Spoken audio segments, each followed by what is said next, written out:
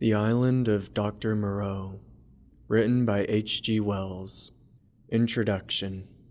On February the 1st, 1887, the Lady Vane was lost by collision with a derelict when about the latitude 1 degree south and longitude 107 degrees west. On January the 5th, 1888, that is 11 months and 4 days after, my uncle Edward Prendick, a private gentleman who certainly went aboard the Lady Vane at Callao, and who had been considered drowned, was picked up in latitude 5 degrees 3 minutes south and longitude 101 degrees west, in a small open boat which of the name was illegible, but which is supposed to have belonged to the missing schooner Ipecacuanha. He gave such a strange account of himself that he was supposed demented. Subsequently, he alleged that his mind was a blank from the moment of his escape from the Lady Vane. His case was discussed among psychologists at the time as a curious instance of the lapse of memory consequent upon physical and mental stress. The following narrative was found among his papers by the undersigned, his nephew and heir, but unaccompanied by any definite request for publication.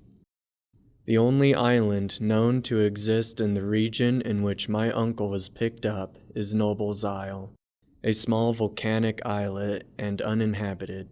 It was visited in 1891 by HMS Scorpion.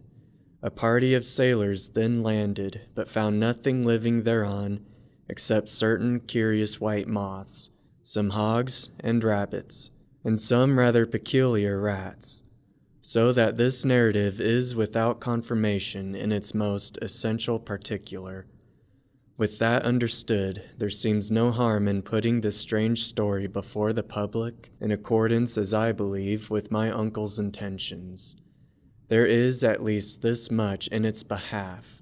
My uncle passed out of human knowledge about latitude 5 degrees south and longitude 105 degrees east, and reappeared in the same part of the ocean after a space of 11 months.